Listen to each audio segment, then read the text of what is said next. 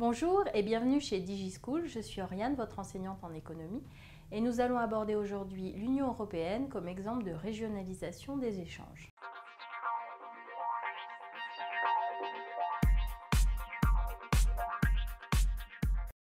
L'Union européenne s'est construite par étapes qui a permis de créer une intégration économique de plus en plus poussée.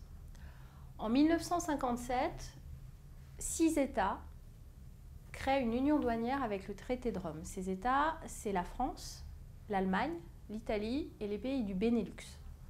Dès 1957, les États affichent la volonté de créer un marché commun.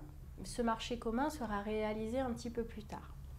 En 1986, avec l'acte unique européen, on organise un marché unique qui va prévoir la liberté de circulation des biens, des services, des personnes, des capitaux. Et ce marché unique, il sera réalisé à partir de 1993. En 1992, le traité de Maastricht va permettre à la CEE de devenir l'Union européenne. Et ce traité va également établir les principes d'une politique économique et monétaire commune.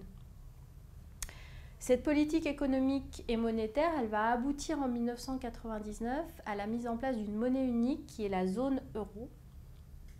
Et cette zone euro, elle est aujourd'hui en vigueur pour 17 États, c'est-à-dire que 17 États des 28 membres de l'Union européenne ont adopté l'euro comme monnaie unique.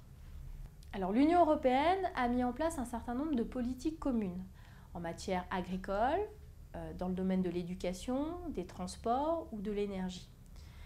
L'intégration progressive et la mise en place de ces politiques communes a des conséquences sur la place de l'Union européenne dans le commerce international. Alors d'abord, l'Union européenne, c'est la première puissance mondiale au niveau du commerce, puisque 38% des échanges de marchandises au niveau international sont faits par l'Union européenne. Cette place privilégiée, elle est notamment due à ce qu'on va appeler le commerce intrazone, c'est-à-dire le commerce au sein de l'Union européenne, puisque 70% des échanges se font entre pays membres de l'Union européenne. Les politiques ont également une influence importante dans certains secteurs, notamment dans le secteur de l'agroalimentaire, puisque l'Union européenne est la seconde puissance mondiale dans l'agroalimentaire. Voilà pour cet exemple de régionalisation. Je vous remercie de m'avoir écouté. Je vous invite également à consulter nos autres documents sur DigiSchool et à bientôt.